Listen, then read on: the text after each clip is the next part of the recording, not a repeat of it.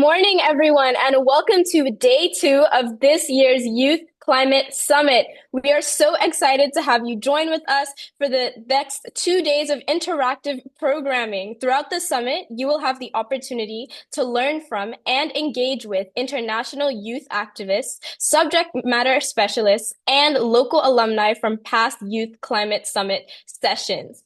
Before we move on, I would like to thank the founding partners of the Youth Climate Summit for helping to make this experience possible and allowing us to present to you here today. I would also like to shout out our middle schoolers who are coming in today to view from one shared device and to thank the person who is putting in responses for them in the chat, answering questions, and just making sure that they are able to be a part of this experience. One more shout out to the people that are looking in from Jamaica and the Bahamas who are viewing our summit today. It is so amazing to have you here with us, and I'm so appreciative that you guys are able to see what we're doing here in Bermuda.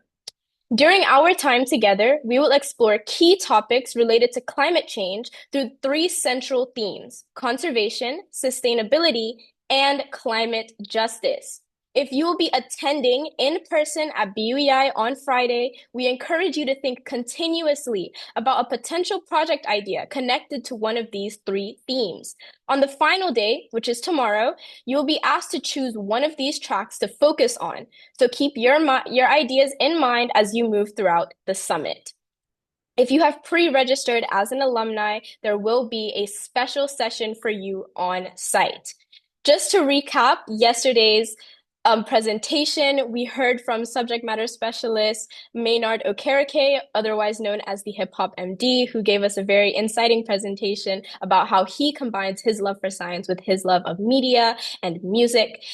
We also heard from Sarah Goody and Evan Michaeli and their very touching stories about what led them to climate activism. So I'm so excited that we were able to hear from them. I know that you guys were excited too, because you put a lot of questions in the chat, a lot of good questions that got them thinking. Speaking of yesterday's sections, if anyone missed yesterday's sessions and is tuning in today, there will be a link that is being posted in the chat now, available to a YouTube recording of yesterday's session, as well as the link that is being displayed for today's session as we are live on YouTube right now. So head into the chat, click that link, make sure that you have it for after this session is done so that you can catch up. This is a reminder, guys, that we will be using Menti polls throughout the entire summit to, hear your thoughts. And our first Menti poll for the day is being posted into the chat. Unlike yesterday, the link for today's Menti polls will not be the same. So every time that I mention that we are doing a poll, please head into the chat to click the new link.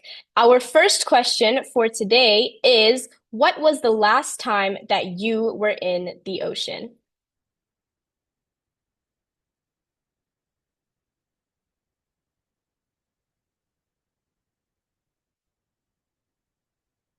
Okay, I'm seeing a lot of people saying in the last month. I'm not really a big fan of swimming in October, November. It's a little bit colder, but I love to see that everyone has been, connecting with our ocean recently as we are surrounded by it with a lot of our beautiful beaches in the last year, the last 10 years. I'm seeing someone said today. Wow, that. And our second question is, have you visited an archaeological site?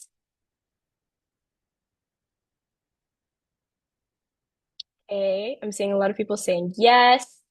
Love that.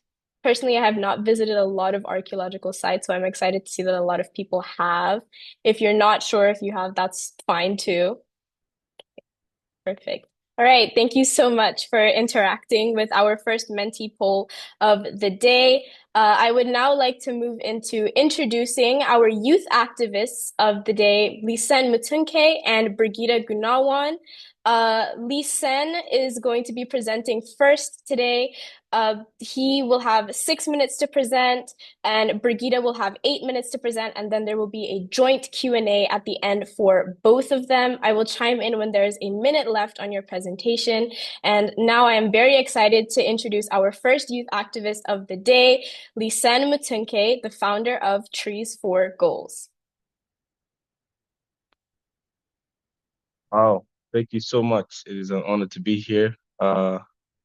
I will just jump straight into the presentation so that I use the 6 minutes very well. Uh, Good morning, everybody. I hope you're all doing well. It's such an honor to be here. My name is Lesey Mutunke. I'm from Nairobi, Kenya, and I am the founder of the initiative Trees for Goals. So, what is Trees for Goals? Trees for Goals is an initiative I began at the age of 13 after learning about deforestation in Kenya. I learned that we lose forest cover the size of 138 football pitches. Um, and that was quite devastating to learn for me. And so I decided that I wanted to do something about that. And I committed as a footballer that for every goal I score, I plant a tree. This quickly changed or transformed into a movement after it inspired a few of my friends and my club football mates. Then it inspired me to expand the movement and to increase the number of trees we plant per goal in order to make more of an impact. This led on to then starting the project within the football club I was playing at my school and a few other different schools as well. So far, we've been able to plant over 12,000 trees, start the program in 16 different schools.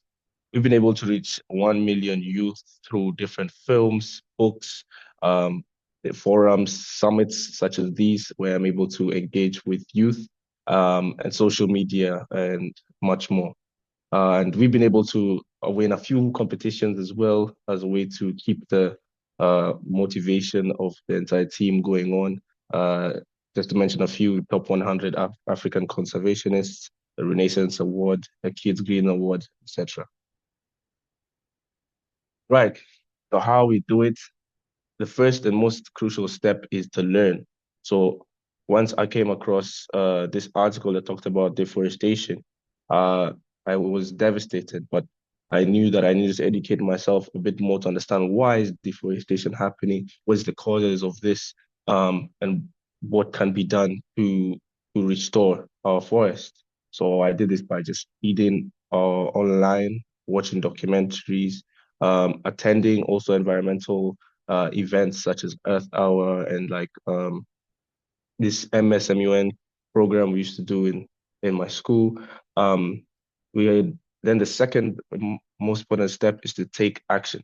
So this is now the actual planting of trees, whereby we just try and source them from local tree planting shops, where they get the best indigenous trees that help those forests survive.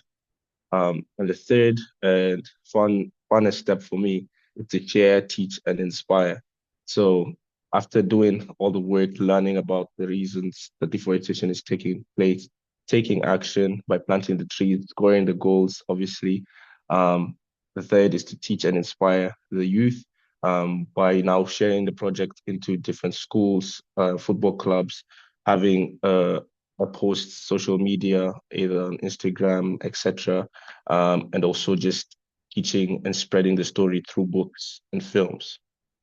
All this goes uh, into inspiring the youth to take action and to let them know that no little action is never too little. So you could always do something with your small sphere of influence to make a difference, right? Um, right over here is now an idea that I've been working on for quite some time to bring different schools and football clubs together to educate them about deforestation and climate crisis, but through a football tournament. So obviously football has a lot of youth, and this will just be a space where teams will compete against each other, and after there will be award prizes. And then at the end of the tournament, we will collect the total amount of goals and transform them into equaling the total amount of trees we plant. Here is a little quote I'd like to leave you guys with today as you go on through this inspiring and change-making summit, is that you are never too young to make a change. Start today. This is a quote by myself, but very much so inspired by Professor Wangari Maathai. I'll tell you a bit more about her later. But yes, that is Trees for Goals. And here's my contact information for anybody who's curious or has any other questions. Please feel free to reach out and also to drop a like on our social media. Thank you very much.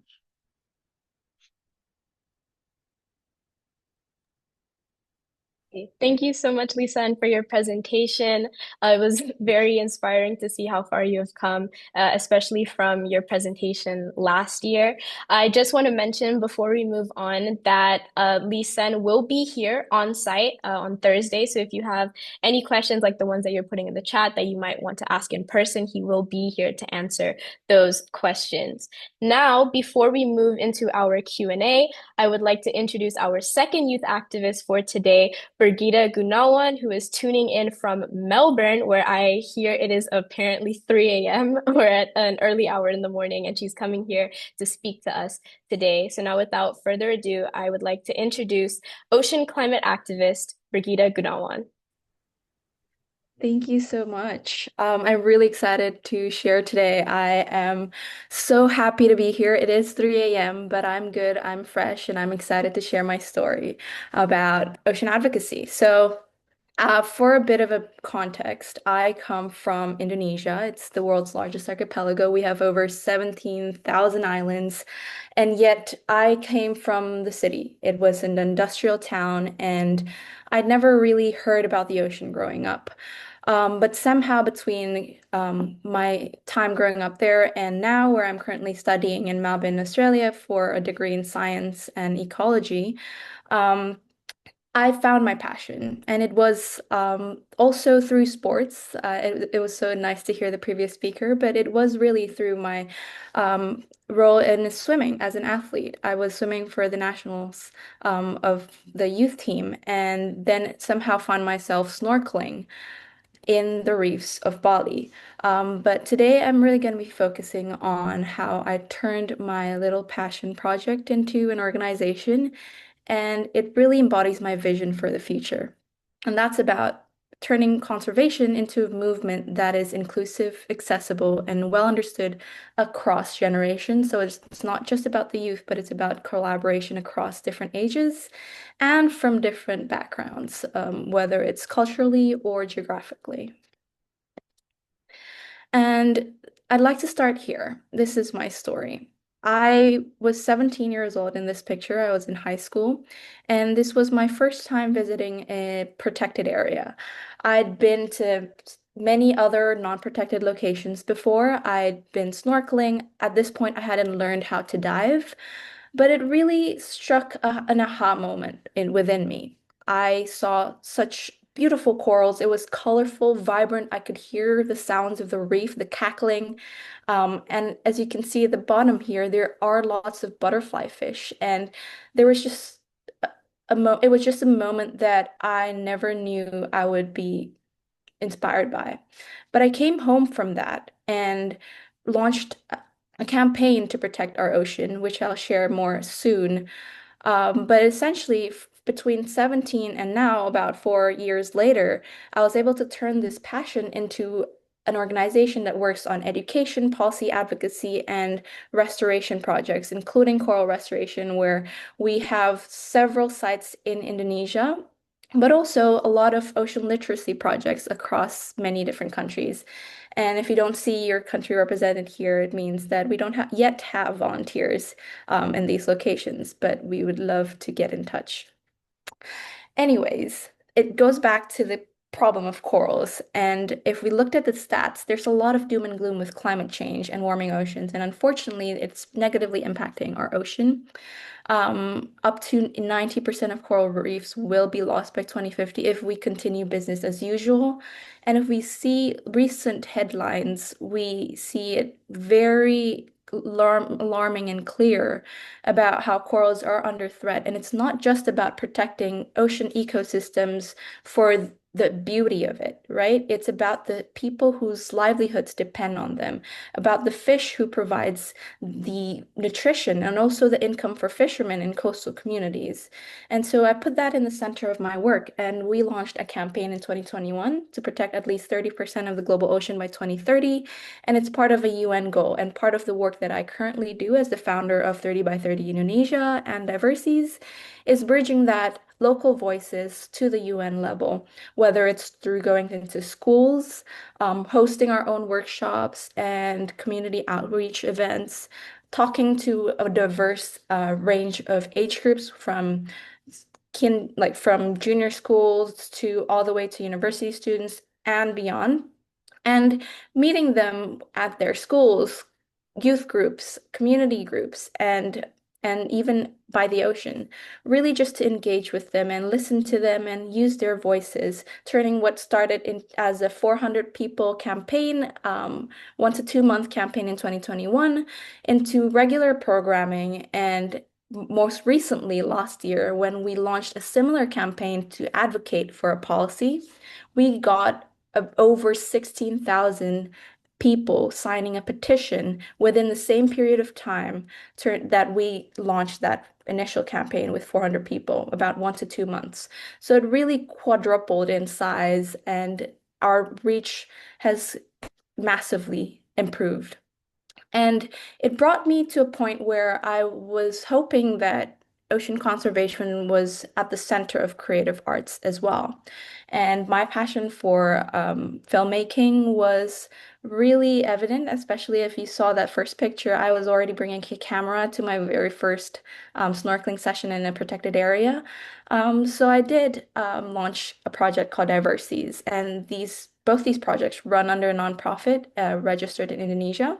And essentially, diversities is unique in that we don't just focus on policies in Indonesia, but we look at using the power of immersive storytelling, like virtual reality, and we look for local initiatives that really champion the conservation movement. So we go out and interview them, film their sites, and organize volunteer-run workshops. And most recently, we also launched a scholarship for young women in Bali so that they may be able to learn how to scuba dive, help our coral restoration divers, and also run their workshops using these VR support systems. And it's really molding all the lived experiences that I have growing up, being so out of touch of the ocean and making use of my network in this space. One example is from these images right here. As a brief overview, this was through a project that I filmed for. This was a green sea turtle named Nero. It's a male green sea turtle, and he was recently saved by a local NGO who saved a load of 29 green sea turtles who were trying to be smuggled and illegally traded into the next island. And things like these don't get into the headlines usually, but thankfully this was a good news story. Although there were five that were dead in that truck, a lot of them were released immediately back into the wild, while Nero had a surgery, rehabilitated, and was able to be released back into the wild shortly after. And I'd love to discuss more in the Q&A session later on, but really it is never done alone. And I'd love to spotlight a bit of my team members here. In the bottom here is actually volunteers, and my team consists of people in their teens, 20s, 30s, 40s, up to 50s, who are really dedicated, not just as scientists, but we have people who are non-scientists reaching into this movement and engaging and using their voices for greater good. So if you'd like to get in touch, feel free to connect with me through these social platforms as well. Thank you.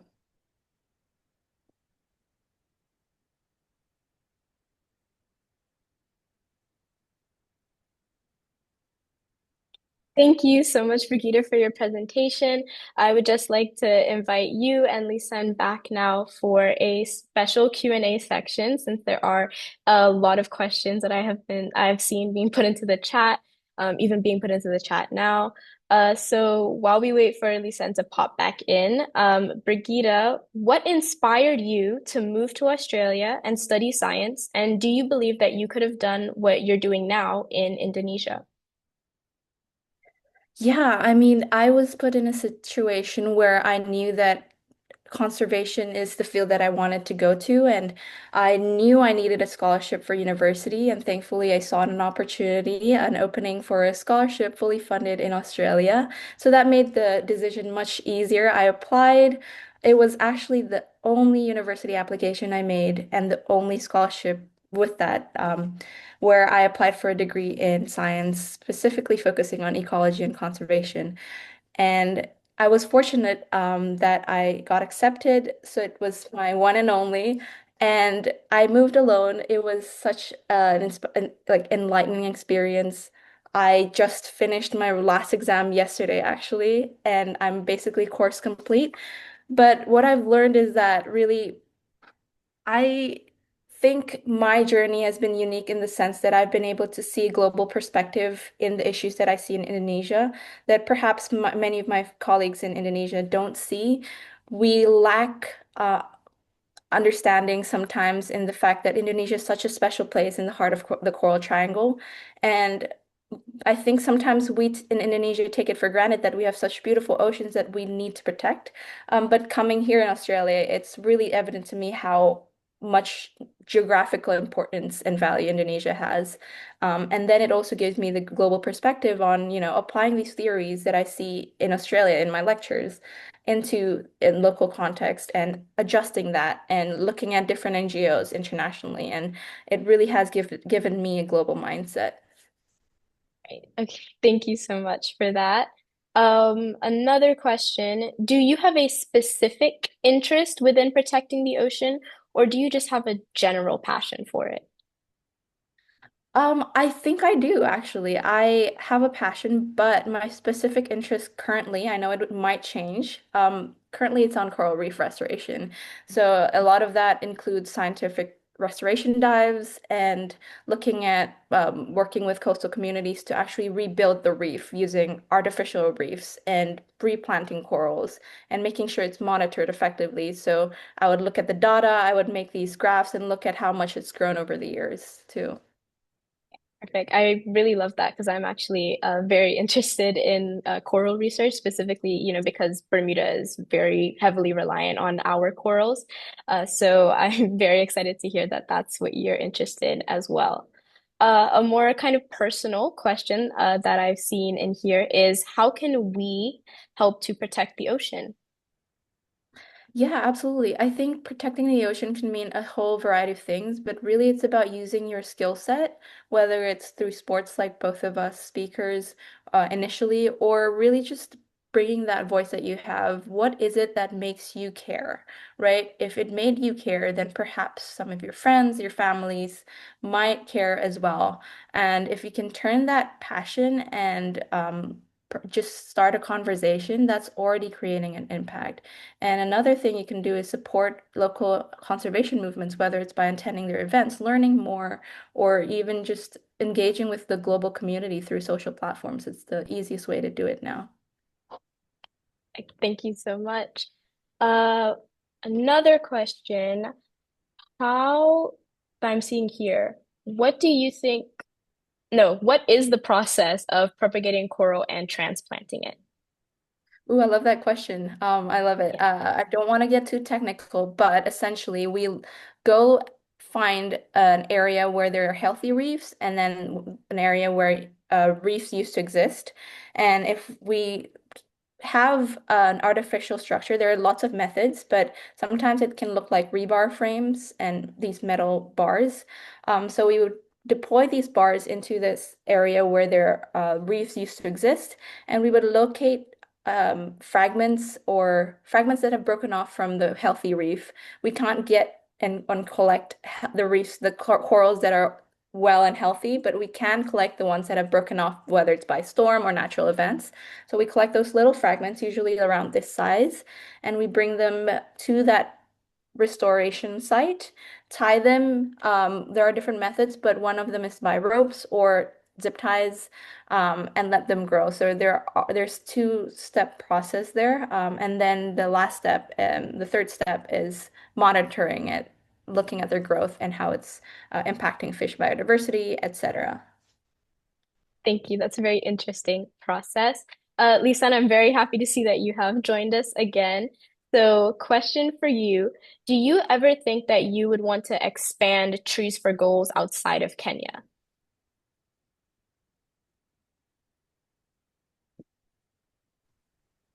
Yes, thank you so much. I do plan to expand Trees for Goals outside Kenya. I have actually been in the works of that, maybe in the last 3 or so years, where we've been able to start it in neighboring countries in Africa, and also in the countries in Europe, such as UK, Norway, Switzerland, etc. So yes, it is a goal, and my essential goal is to continue expanding it into different countries through the football clubs, schools, and professional clubs. Perfect. Thank you. And another question related to that, do you ever think about expanding to other sports? That's a fantastic question. Yes, I do plan to expand to other sports. My friends actually were the ones to take that challenge up, where they decided to start a project for basketball, and they called it Hoops for Trees. I've got another friend who decided to take it up with golf, and he's been able to plant, I think, about now 150 trees. And I've got another 12-year-old girl who just recently decided to take up Trees for Goals with tennis. So it's really just about using your passion and talents to address issues of climate change, deforestation in whichever way you see fit. Okay, perfect. And one more, speaking about kind of the beginning of your journey, what really inspired you to create Trees for Goals Oh, and to keep it running for so long?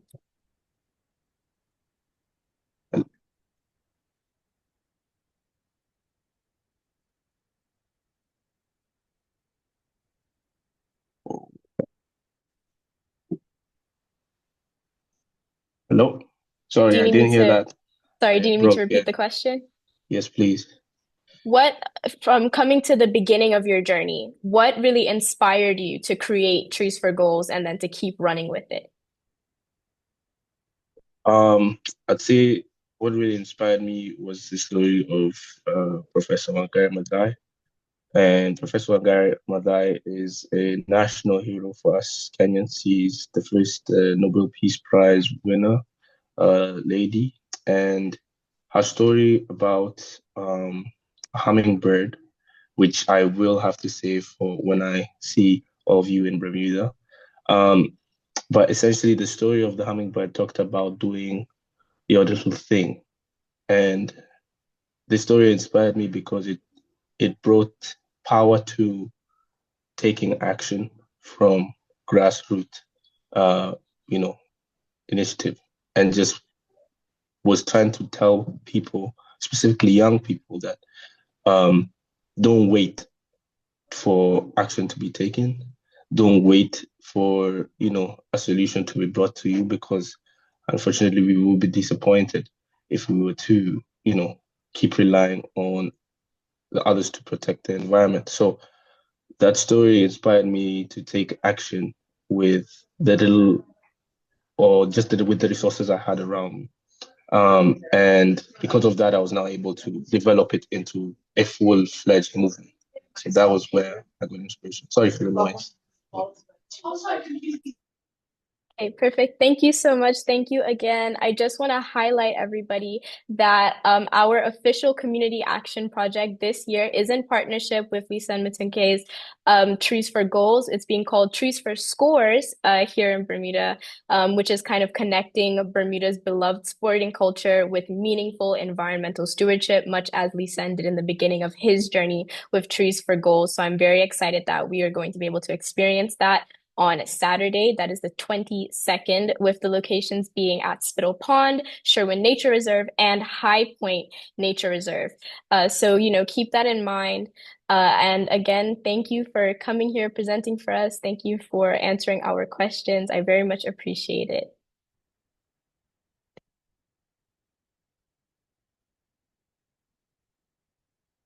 Okay.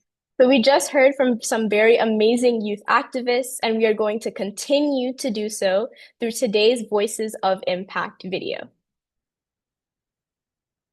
My name is Tasia Bean, and this is my Youth Climate Summit update video.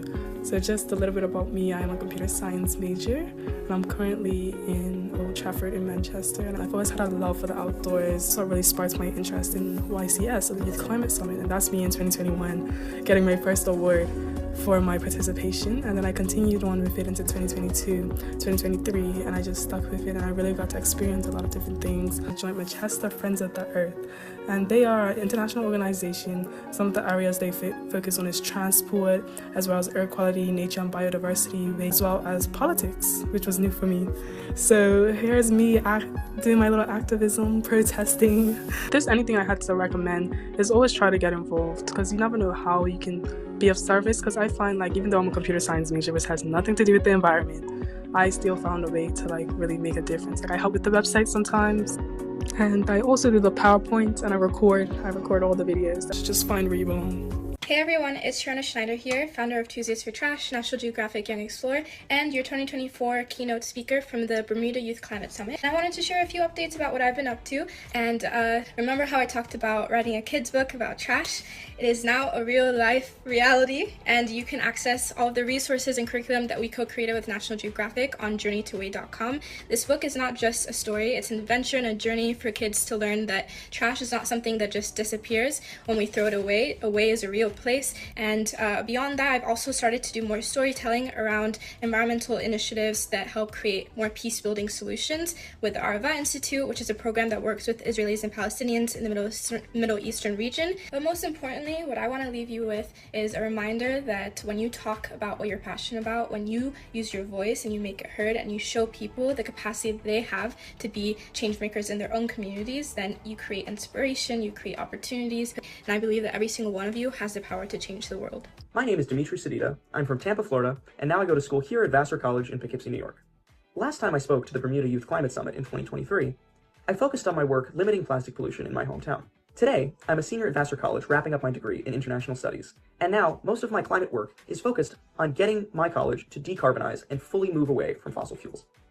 Doing climate activism at an educational institution requires you to remain motivated and optimistic about the future. I recognize that most of the goals that I'm working towards here will not be achieved before I graduate in May. But I continue to work towards decarbonization because the community that I have built here inspires me to keep going so that these changes, which will eventually be made, can benefit future generations of students here at Vassar and future generations of people all over the world who are affected by carbon emissions. Living through the looming threat of the climate crisis can be overwhelming, but I think one of the best ways to address this is to get active. Things feel a lot less overwhelming when you are a part of the solution. Hey, thank you guys for joining me and watching today's Voices of Impact video. I would now just like to jump into introducing our subject matter expert for the day, Dr. Isabel Rivera Collazo. Dr. Isabel Rivera Collazo is an assistant professor of biological, ecological, and human adaptations to climate change at UC San Diego's Department of Anthropology and Scripps Institution of Oceanography, where she directs the Human Ecology Laboratory. A native of Borican, Puerto Rico, she integrates earth sciences, archaeology, and marine ecology to study how climate change affects food and habitat security in coastal communities. Her projects, including DUNAS and the California Heritage Climate Vulnerability Index, connect cultural heritage, community resilience, and climate adaptation. Dr. Rivera Collazo holds a PhD and MSc from University College London and a bachelor's in anthropology from the University of Puerto Rico. Dr. Rivera Collazo will have 18 minutes to present and a 5-minute Q&A at the end, so be mindful to put your questions in the chat throughout her presentation. I will chime in when there is 1 minute left on your presentation before we move into Q&A, and now I will give the stage to you. Thank you so much, Leah. Thank you everyone for receiving me. I'll start sharing my screen. As I'm sure you're familiar, these screens are interactive, so I hope that you are able to send me your feedback, likes, and any question that you might have. To join, go to menti.com and use the code that is in the screen. I hope that you can see that.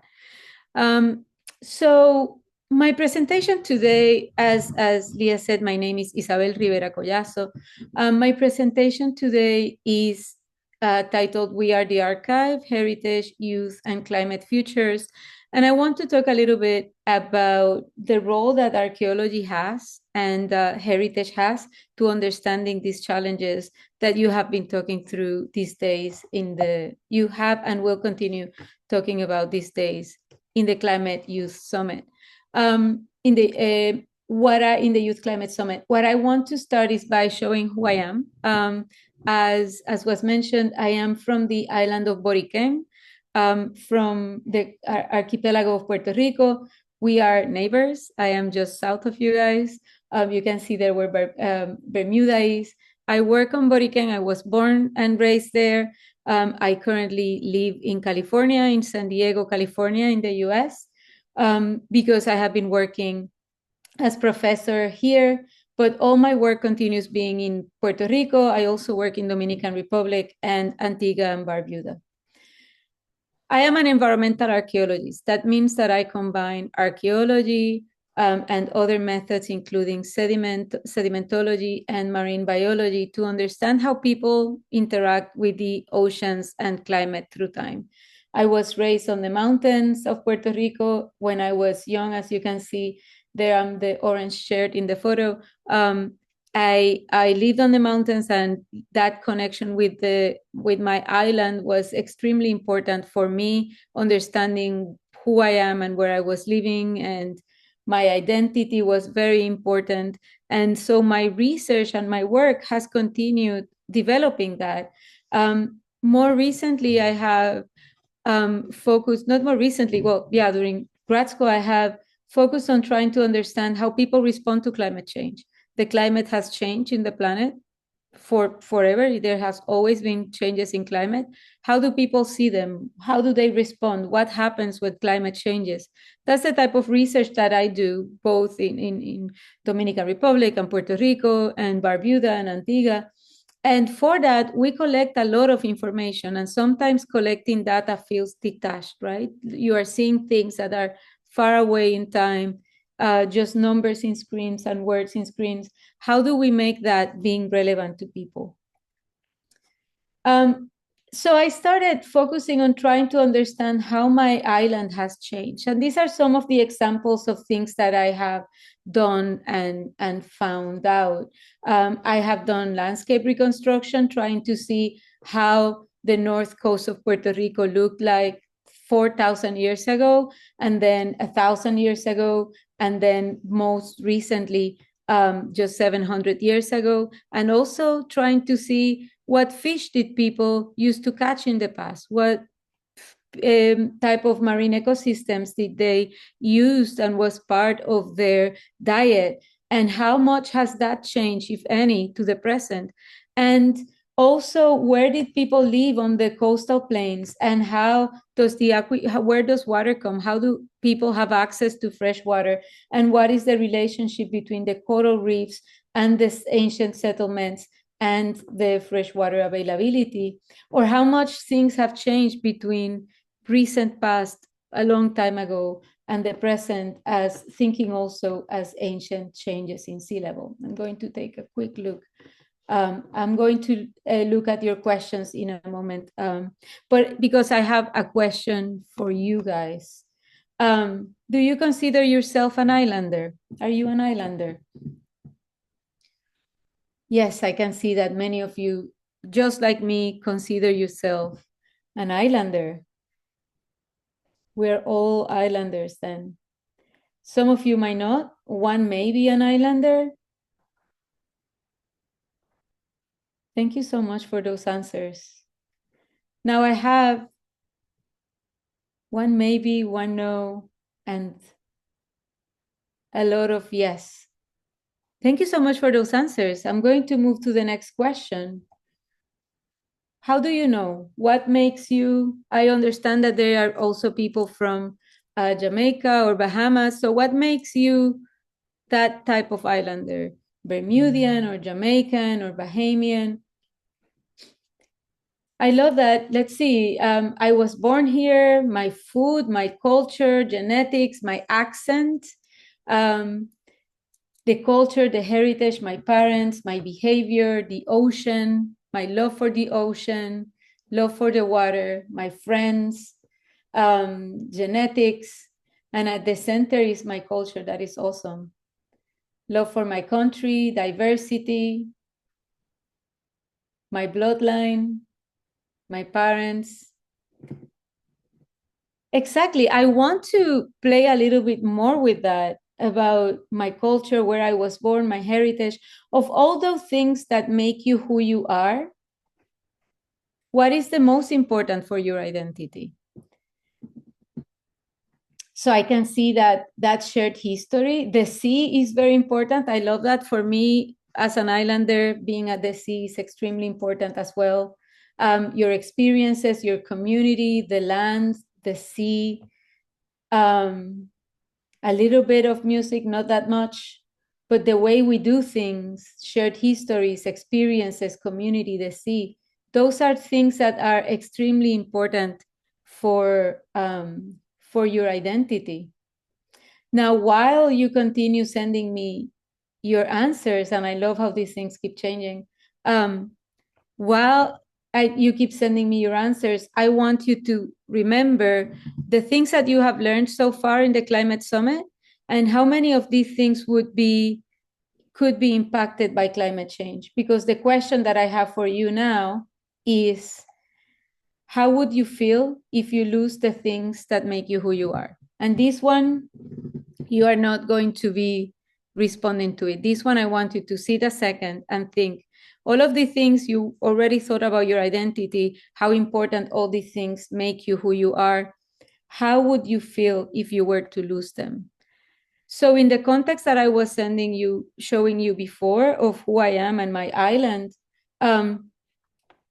Hurricanes Irma and Maria devastated Puerto Rico and Barbuda in the year 2017. For many of you, most probably that sounds like very far ago, but very, very long time ago. But for us, it's very recently, we old people. But Hurricane Irma and Maria devastated our islands, and we are still in the process of recovering. And that shifted my relationship with my research, because I had been studying archaeology. I had been studying how people respond to climate in the past. I had been finding evidence of hurricanes many times in my archaeological record. I had lived through hurricanes myself, but this level of devastation I had not seen. So after 2017, my work shifted to understanding better what does it mean to survive climate change, thinking of this question that I already showed you. How I knew how I felt if I were to lose the things that make me who I am. And so my decision, and I want to go a little bit deeper into my understanding, the understanding of what is the relationship between cultural heritage and climate. Because often when we are thinking about climate change, we don't think immediately about cultural heritage. We don't think immediately about archaeology. We don't think immediately about the past. We're thinking about things in the future. Well, the way we do things, those things that you mentioned of your culture, your parents, where you live, your relationship with the ocean, the food, all of those things are shaped by our cultural heritage. What we eat and how we like to eat our food, or where we live, the fact that you guys are living in Bermuda, or the fact that I am living in San Diego, where I live is directly tied to cultural heritage, to the way we do things. And those aspects that make me who I am have really deep roots in time. It is shaped by decisions that our ancestors made, your parents, your grandparents, their grandparents, and so on and so forth, going back in time. So the things that I take for granted today are things that are deeply tied in time, going back. Some of those things we have forgotten, and some of those things are written in history. But a lot of those things we can recover through archaeology. So even the things that we have forgotten, we can find again in the archaeological record. So I asked before if some of you might have gone to an archaeological site. Often those archaeological sites are presented as empty, but they shouldn't be empty. They are part of our past, of our ancestors, of who we are, of events and things that make us, that shape the way we do things. Those decisions of the past also affect the reasons for the things that we are seeing in climate today. The changes that humans are causing on climate today are driven by decisions of people shaping the way they do things. So, but that means also that changes in climate can affect our food supply and our shelter, and also that our decisions can mitigate how climate change is impacting us and the way we do things. So as climate changes, there are things that we need to remember, because climate change not only will affect the environment, it affects us. And in the context of our heritage, of our identity, are we safe where we live? Do we have access to good food that supports our culture?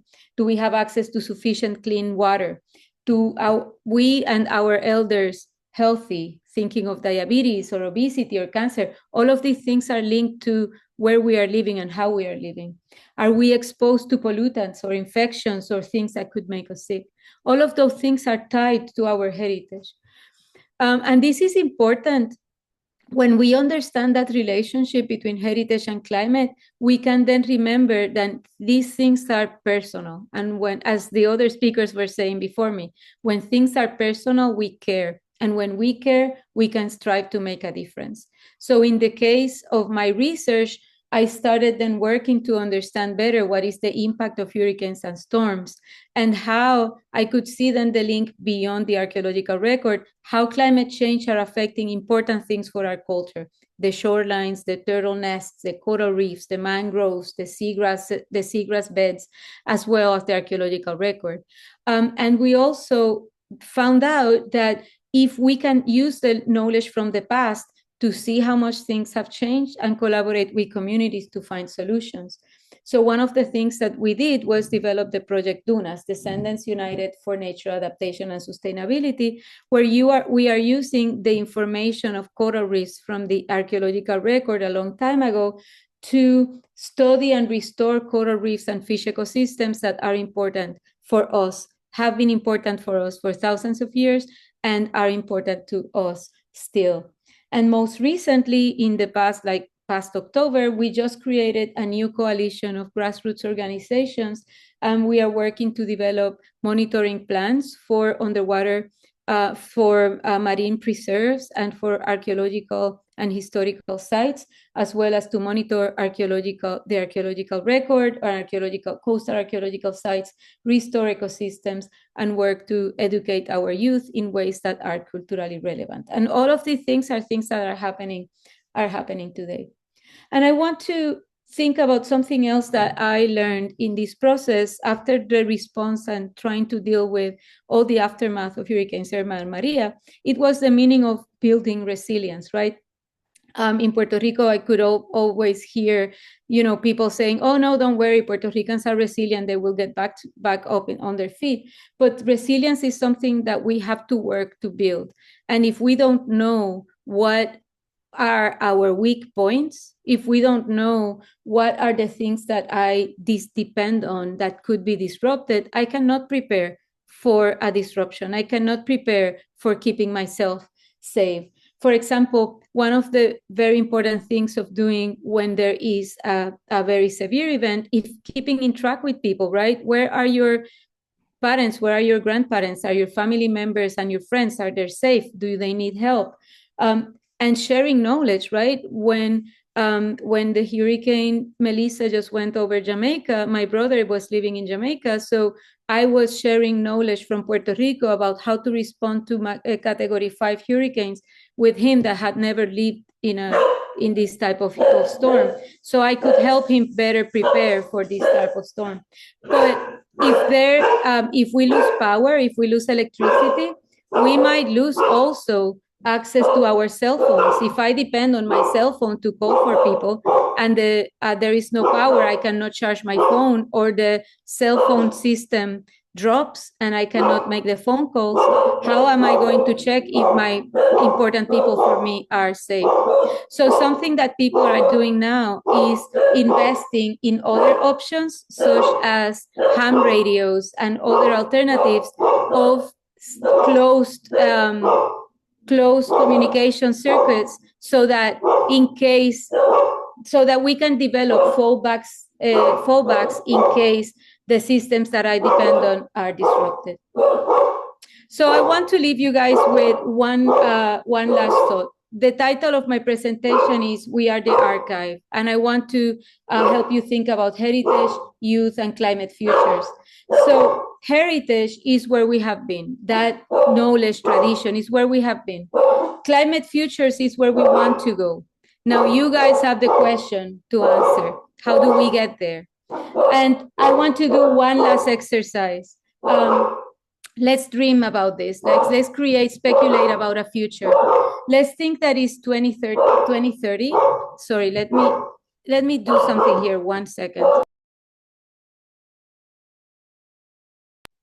Let's dream that is 2030, right? There's a new cohort that just started YCS, and one of you have been invited as a guest speaker, as an alumni, and you can send one short text to the past you, who is sitting here today, about how proud you feel about all your achievements. Imagine if I could send a text to the me that was standing in that doorway in my earlier slide. How proud would you feel of all the achievement that you started today? What would that message be to your past self? Dr. Veracruz, I just want to let you know that you have 1 minute before we move to Q&A. Yes, for sure. This is the last thing. I want you to answer this in this text. Hi, past me. I am so proud that in these past 5 years you have. And what would you tell your past self? And thinking about, the climate crisis, the climate solutions that you're learning. What have you done in the next 5 years that your future self is going to be proud of? In my case, I am very proud that I have been able to help communities. I have been able to go through and address the needs of my communities, and we are finding solutions. We are developing mitigation plans. What are you going to do that you are so proud that you have made a difference in the future, for the future you? You have started to take care more about the oceans and the animals. I love that. That you have helped others, that you are glad to decide. I am going to keep all of your comments, so keep sending them, because how about in 2030, in 5 years, YCS uses all these comments and shares them back with a new cohort. So thank you all so much. And I want to leave you with one last thought. The climate is changing, and that is something that we are working on trying to stop, but it is changing, and there are changes that cannot be stopped already. How do you want things to look after climate changes? And what does it mean to survive and still be you? What does it mean to be Bermudian or Jamaican or Bahamian or Puerto Rican after climate changes? So with that, I stop, and I am available for questions, and I will keep seeing your questions and I will send answers later. But thank you so much. I'll stop sharing my screen. Perfect. Thank you so much, Dr. Veracruz, for your presentation. I really loved it. I loved how interactive it was, as I'm sure everyone else did, since they were, putting a lot of answers into your mentee. We'll start off strong with our first question being, how does climate change affect culture? So climate change, I'm so sorry that my dogs were barking so much earlier. Climate change affects culture because it affects the possibility of us producing enough food in the areas and the food that we want to eat that is culturally relevant. So if there is changes in precipitation or temperature, it will affect the soils, and it will affect the possibility of us obtaining the type of food that we want. Also, climate change will affect our possibility of being safe in the areas where we live. So being safe in our homes, being safe in our landscapes, and maintaining that connection to land. One of the things that you guys mentioned in the comments was that important connection to the oceans. So it will affect how the coastlines look. It will affect how safe we are in our homes. So climate change has a very big impact over our health and also over our possibility of maintaining the things that make us who we are, that link us to our identity, and our possibility of keep being who we are. So we need to be aware of how those changes happen so that we can be proactive in the decision making. A lot of your presentation was really focusing on kind of, empowering our audience here today, empowering the youth. So I just want to ask you if you could pick any piece of advice that you have for the youth here who are in this room who are eager to make a difference in their communities, what would it be? Don't not lose hope. That is one thing. You will find challenges and you will find times when it is very discouraging what you're doing. But those times are important times to take a break, breathe, and then come back. Don't take a break and not come back. It is important to not give up hope and not give up. There is a lot of work. The youth are extremely inspiring for people that are doing things now. Seeing the youth wanting to make a difference, making a call, saying how important these changes are and how energetic they are in achieving these goals, it's inspiring and it is example setting. So by not giving up, it inspires others to also not give up and continue working to make a difference. So that would be my first advice. Remember to rest when you can, when you have to. Rest is just as important as work. And second, do come back after the break and continue the work. Okay, I really love that piece of advice. I think it's definitely kind of inspired me. It spoke to me, definitely. So I hope it spoke to a lot of other people who are watching. And the last question that I'll ask you now, where do you see the future of your work? In my work, the most immediate, there are two lines of things that are opening up right now, and that those are the things that I can see myself working on in the immediate 5 to 10 years. One of them is continuing to help change policy in Puerto Rico regarding the protection of underwater and coastal cultural heritage and regarding climate action. So those are things that we are already doing, and I can see those things continuing, incorporating and protecting our past to our present and future. We have already had impact, but those are things that are continuing to work. Another line that I can see that is also making a difference. Just before this meeting, I was in another meeting of the United Nations where I was called to be part of a group to develop policy to protect underwater and marine cultural heritage in the context of climate change. So from having started in the mountains of Puerto Rico, now I'm guiding people in UNESCO talking about climate change, underwater and coastal cultural heritage. So I see myself doing a lot more of that work that will impact many nations all over. And in those spaces, I bring the voice of local communities and indigenous peoples, reminding that representation must also be present to keep in track and remember to protect the identities of local communities, because those islanders are often forgotten.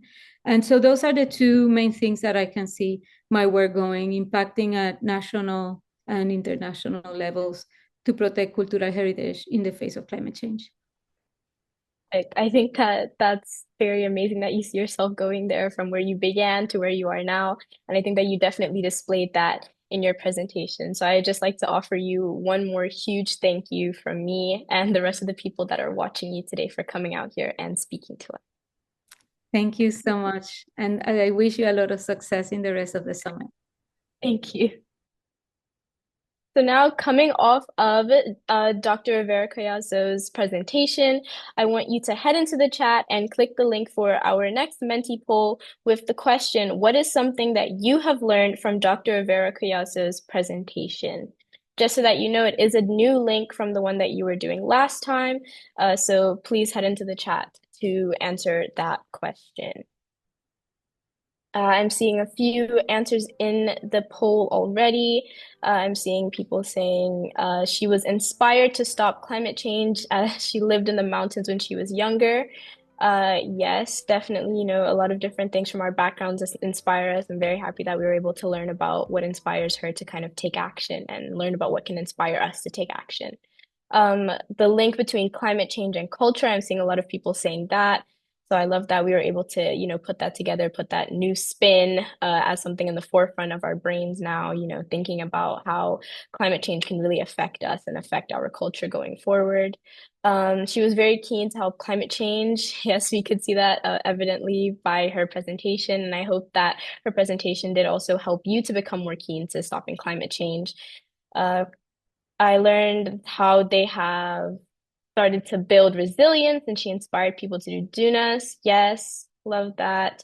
That you're seeing how where her journey took her, in her endeavors with climate change and where your journey that even if it's starting just now can take you to where she is eventually. Okay, so thank you so much for interacting with that poll. I really hope that you enjoyed Dr. Isabel Rivera Collazo's presentation, and I hope that you take home everything that you learned with you today. Keep it in your mind, ponder over it.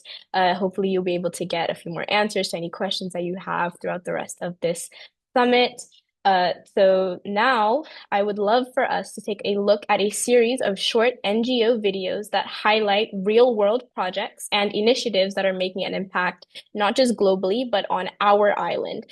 These are NGOs that you will see on site here at BUEI on Thursday when you come in for the environmental showcase. So let's take a look at that.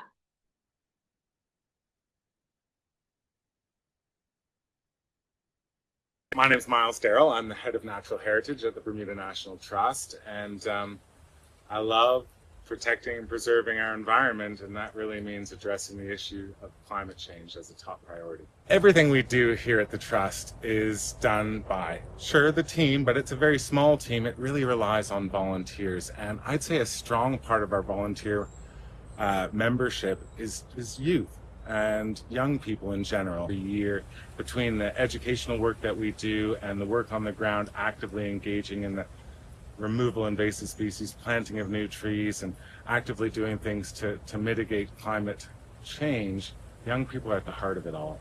I think we have lots of reasons to be optimistic and hopeful here, especially in Bermuda, because we're actively engaged in works to mitigate climate change and we're finding success. That gives me hope. The young people here on this island are smarter than ever, they're more capable, and they're more technologically advanced than me. So I feel really confident that there's hope and reason to think that we can be resilient and fight this and win.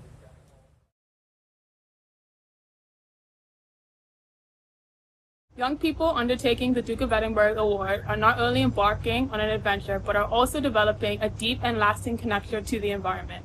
Through their adherence to leave no trace principle on their adventurous journeys, young people learn and demonstrate a profound respect of nature and ensuring they leave the world better than they left it. Also, through their individual activities, like their skill and service sections, participants dedicate countless hours to sustainability and climate action causes. By doing this, they go beyond temporary action, fully immersing themselves in the vital work to protect our planet. Engaging in these causes over a long period of time fosters lifelong commitment and shaping them into world stewards for the earth, and who will continue to be champions of our earth and environmental sustainability for years to come. The award journey of learning and actions offers hope that today's youth will carry the torch of environmental care into the future, ensuring a healthier, more sustainable world for our generations to come. Our participants' dedication and growing awareness of the importance of these efforts are a powerful reminder, and lasting change begins with consistent and thoughtful action. World ready!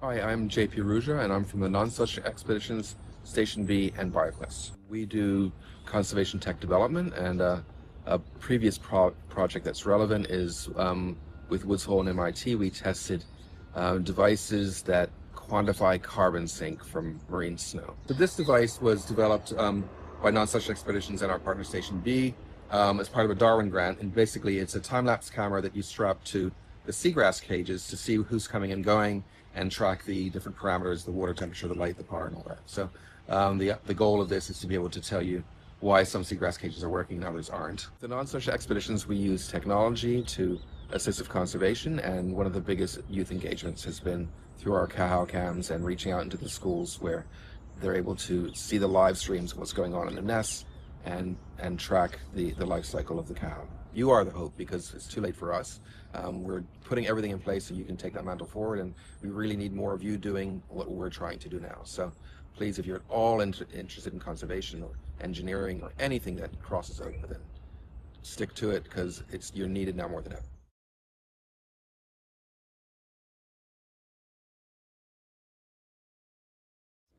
Hi, good day. I'm Christian Chingaret, and I represent Bermuda's Love. We're an organization looking at different aspects, and I head up the environmental aspect. Hence, I'm here talking to you. So I still consider myself the youth. I think all is well.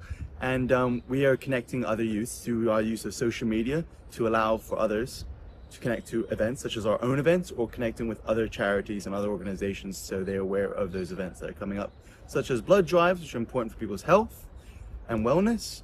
We do trash cleanups as everybody else does in Bermuda to ensure that people connecting and getting aware.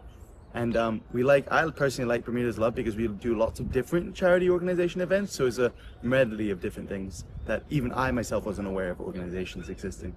Because as individuals, we can't do much, but as a community, as a group, we can create waves in the world. You can go fast by yourself, but you can go far with others.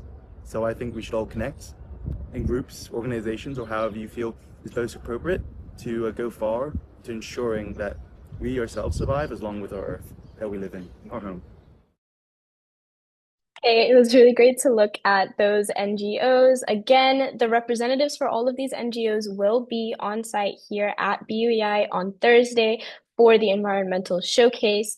So I just want to, jump in just as we did yesterday with a Menti poll, which is being put into the chat again, with the question, which climate-related projects are new to you?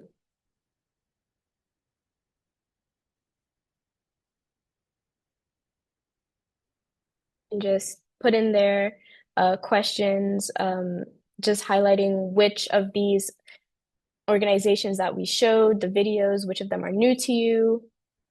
So I'm seeing a lot of people saying the Bermuda National Trust with Miles Darrell, the great one. I knew that was very new to me, especially when I started with YCS. So he will be here, on site to talk to you about BNT, how you can get involved with a lot of the different organizations here. Duke of Edinburgh, the Bermuda's Love blood drives. Yes, I'm seeing a lot of that. But I'm loving to see that everyone is, a little bit curious. It's okay to not know everyone. It's actually better that way because you can get new information from all of these different representatives that you will meet if you are going to be here on Thursday. If you are not going to be here on Thursday, you can always look them up online, look at their websites, see different things that they're doing to help us locally. So yeah, thank you so much for engaging with that. Speaking of being here on site, again, I want to bring up our 3 tracks, which will be selected during tomorrow's virtual session. Again, the tracks are conservation, sustainability, and climate justice. And starting off with conservation as the act of safekeeping existing resources for present and future generations. Sustainability, which is the regenerative use of resources that sustains our needs today without compromising the needs of future generations, and climate change, which is giving a voice to those most vulnerable to the negative impacts of climate change and a say in climate action. So those are our 3 tracks, as well as the YCS alumni session, which is a special session for a YCS participant who has either attended 2 week-long youth climate summits or attended 1 week-long youth climate summit and has completed a year-long youth climate summit initiative. A reminder for the people who will be in these sessions, you must have pre-registered for the summit as an alumni in order to select this track. You cannot choose the track tomorrow just because you have now found out that you qualify. And now, speaking of alumni, just as we did yesterday, we are going to be hearing from a few of our alumni who were a part of last year's cohort and their year-long initiative for the past Youth Climate Summit 2024-2025 year. And I would love to introduce to you today's YCS alumni representatives, Zara Trott and Desiree Darrell. Hi. Hi, guys. So I'd just like us to start off with a self-introduction, your name, your age, the school that you attend, and how long you have been involved in YCS. And I'd like to start with Desi. Well, my name is Desiree Darrell. I am 16 years old and I attend Summersfield Academy. This will be my third Youth Climate Summit. My name is Zara Trott. I currently attend the Bermuda College. I am 20 years old, and this would be my fourth year attending. I've been here since its inception, so yeah. Perfect. Thank you so much. For both of you, what was your track and why did you choose it? Do you want to start? Well, we're both in conservation, but I feel that our reasons will differ. Best track, mind you. But I've always just grown up loving conservation. I grew up watching National Geographic and all of those shows like that. So for me, I was always interested in ecology and things like that. So I just felt like it's been a lifelong interest of mine. I think our reasons definitely are very similar. For me, conservation has always been a major passion. Growing up between here and New Zealand, I've also been majorly exposed to it because it's just been a big part of my family and a big part of my life individually. And for me, it's definitely just the idea of safeguarding our native and endemic species. And for me, that's a really big point. And understanding the fact that these species have such a big impact on us as human beings. And so that's why, for me, it really resonates with me. And so that's why I chose the track. Perfect. Just hitting on Zara's point, not to shade any of the tracks, but personally, climate justice for the win. And then coming back to Zara, what was your year-long initiative and what was your role in it? Well, for this year, we had decided to do a climate-based curriculum. Desi and I are co-heads of it, so that was both of our roles, really. We assisted in the designing of each curriculum and each part of it, each term, semester, the pass or fail rates, so on and so forth. So, in short, that's pretty much what I did. Yeah. Okay, thank you. And Desiree, I know that this project, it took a lot out of us, a lot of the team, from curriculum to social media. I know that it was, a lot of kind of going back to the drawing board and fixing it. But what has the real impact of this project been on you? I think for me personally, it's been an opportunity for me to gain an understanding further of climate and just getting a better understanding of it, looking at more of its impacts on Bermuda. I know that often we look at it on a global scale and try to think, well, how is this actually going to impact me? But understanding that this is having a pivotal effect on Bermuda and having a major impact on us. And as young people, we really are at the forefront of making that change happen. And so for me, having the opportunity to design this curriculum and look at all the aspects that not only go into doing something like this, but also speaking with, people here at BUEI and understanding how to coordinate that actual curriculum. And I think for me, the biggest impact was just being able to talk to the fellow alumni and speak to them about what they think is really important when it comes to educating the youth about the impacts that climate change is having and how we can allow youth to find solutions to help mitigate climate change. That was a really great answer. So, Desi, you're talking about the impact that it's had on you. But Zara, as a co-head, I assume that the impact that it's had on you has been pretty similar. But what do you hope that the future impact of this project will be on Bermuda as a whole? I would hope that our curriculum would actually get implemented and taught in a way that would spark an interest in every student that has ever taken the class. And for those students to take that knowledge and move forward with, their classic green thumb and being environmentally conscious because every single aspect of every single job can be translated into an environmental sense.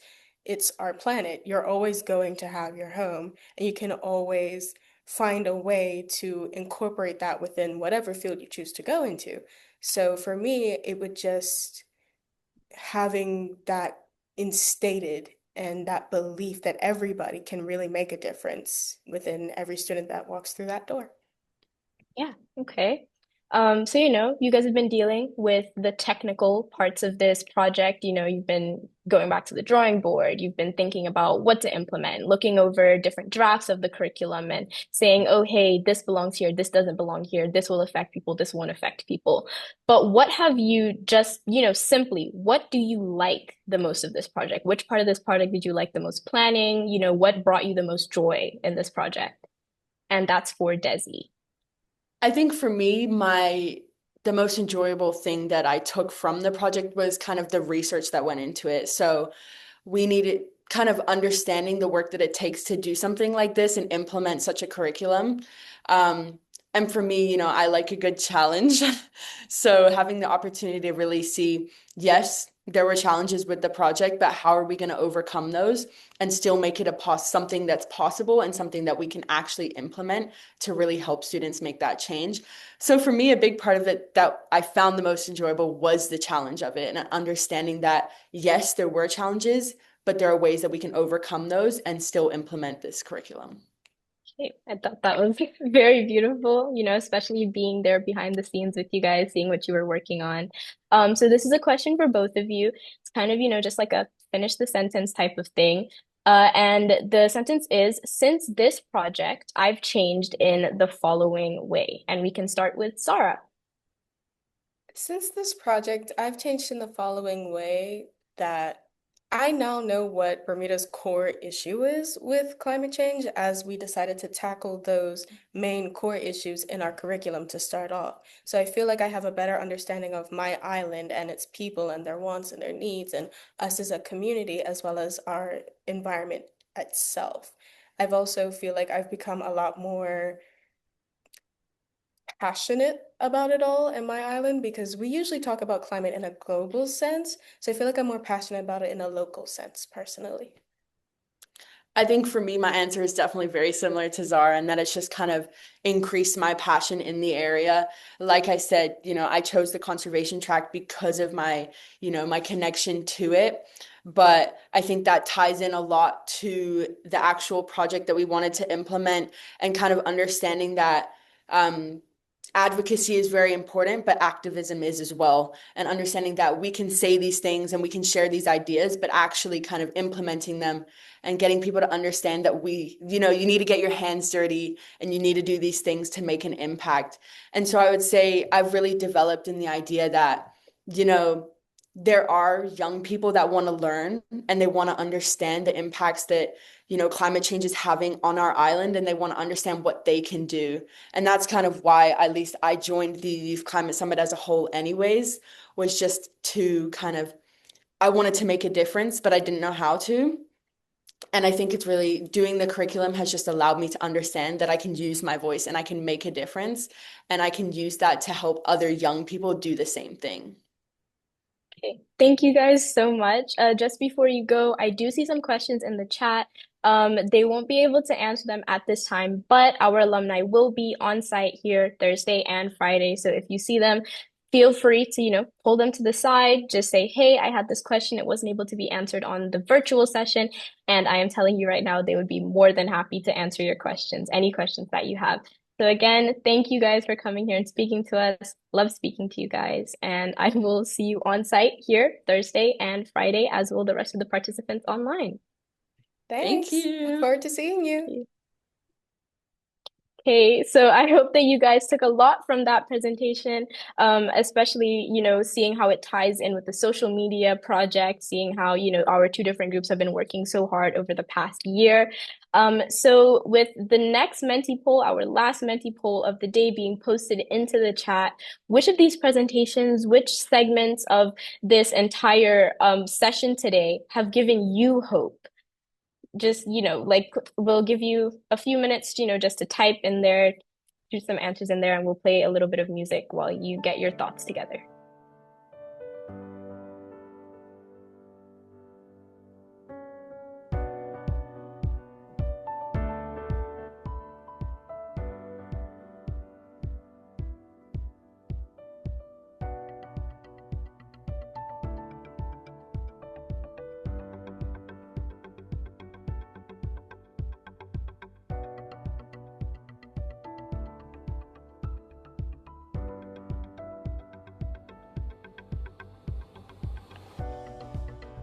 I am seeing there are a lot of people who actually care about the climate.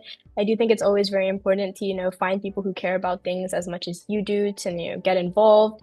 I'm also seeing, I like the one about turtles as I love turtles. And I know that might seem, kind of like a silly thing to say, but it's always very important to get involved with things as long as you're interested in them. So if you see that your gateway into getting involved in climate change is because you like turtles and you might want to create an initiative that has to do with safeguarding turtles and protecting turtles, it's always important to just get involved with what you love doing because that's where you can really make a huge impact. I'm loving seeing that a lot of people are talking about the turtles. A lot of people are interested in the turtles. So, that might be a path for you in the future. Seeing how young people could create organizations on their own. I love that. I love seeing that that you guys are actually being very inspired to kind of create organizations, get involved with things, kind of make a name for yourself out there in this world. So I love that very much. Thank you so much for interacting with that poll of, sharing what really gave you hope today. I know a lot of the stuff that you guys have mentioned did really give me hope today as well. I loved seeing the presentations, love seeing people involved in saving our climate and mitigating climate change and kind of speaking to us about what inspired them to do so. So just a recap of the different projects that you guys have heard about over the last 2 days, especially with our NGOs, the Voices of Impact videos, representatives will be here, alumni will be here, people who have been involved with the Youth Climate Summit, they will be here on site on Thursday and Friday. If you are not able to be here on site Thursday and Friday, they are always online. You can research them. You can go to the BWE website. You can see the people who have presented, learn more about them through their bios. You can research them online and find out a ton about them that they weren't even able to share in the online session. So I always hope that you are, taking that into account and doing research on the side. So, as you move throughout the summit, tomorrow is our last virtual session. We encourage you to keep brainstorming project ideas connected to the 3 themes of conservation, sustainability, and climate justice so that you are ready to choose your track tomorrow. Again, if you have pre-registered and as alumni, you will be selecting the alumni track tomorrow during our track selection process so that you will be put into that special track on Friday. I would like to thank our partners again. The slide is being showed up on the screen of the different partners who have helped to make this event possible. So thank you so much to our 2025 partners for being able to make this experience happen. And, looking ahead into tomorrow's program, we will be hearing from Justin Wallace and Shari Webb, who are UNDP representatives from Jamaica. Their input is very important, because they have just went through the devastating hurricane that was Hurricane Melissa, and they are like very to kind of speak to that firsthand realization of what climate change is kind of doing to our weather, to our climate, and how there are permanent effects to that. And we will also be hearing from youth activist Lily Yang Liu. So I'm very excited for us to, hear from these people tomorrow, for us to be able to learn more things, more that we've learned today, more than we've learned over the past 2 days. I'm so excited that you were able to spend the past 2 days with us, and I hope that you had a great session today. So thank you so much for tuning in. Thank you so much for listening. Again, I have been your host, Leah Jeremy, and I will see you tomorrow.